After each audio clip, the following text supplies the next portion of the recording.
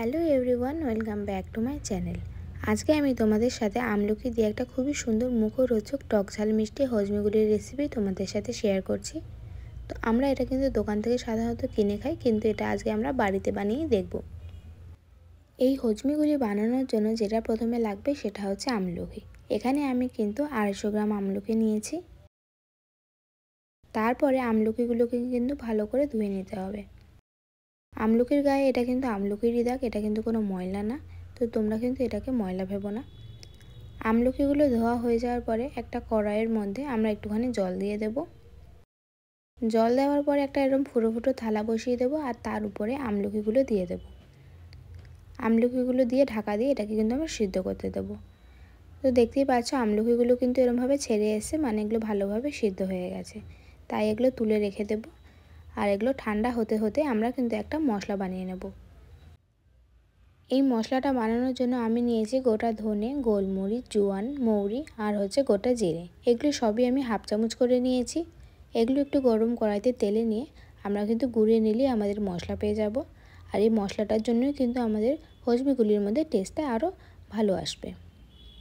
তারপরে এদিকে আমলকিগুলো ঠান্ডা হয়ে গেছে, তাই আমরা আমলকিগুলো বীজের থেকে আলাদা করে নিচ্ছি।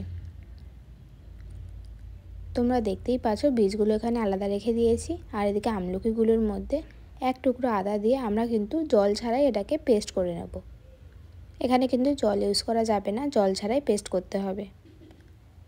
তারপরে আমলকির পেস্টটা গরম কড়াইতে দিয়ে আমরা কিছুক্ষণ নাড়তে থাকব। তারপরে এখানে আমি 250 গ্রাম আমলকি নিয়েছিলাম, তাই 250 গ্রাম চিনি দিয়েছি। চিনির বদলে তোমরা গুড় ইউজ করতে পারো।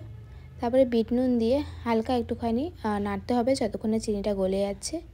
চিনি গলে গেলে 1 চামচ ভিনেগার আর যে মশলাটা বানিয়েছিলাম মশলাটা দিয়ে ভালোভাবে নাড়তে হবে। এটা কিন্তু ততক্ষণ নাড়তে হবে যতক্ষণ না আমলকির এই পেস্টটা কড়াই থেকে উঠে এরমভাবে আসছে। এরমভাবে উঠে আসলেই ভাববো আমাদের হজমি রেডি হওয়ার জন্য আমলকির পেস্টটা রেডি। তারপর এটাকে একটু ঠান্ডা করে নেব। আর এদিকে আমি নিয়েছি চিনির গুঁড়ো। হালকা একটু ঠান্ডা হয়ে গেলে আমরা কিন্তু এরম হাতের সাহায্যে গোল গোল পাকিয়ে নেব।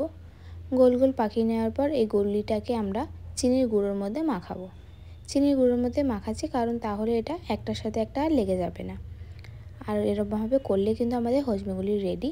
এটা খেতে কিন্তু দারুণ লাগে। গ্যাস অম্বলের সমস্যা থাকলেও তোমরা এটা খেয়ে দেখতে পারো।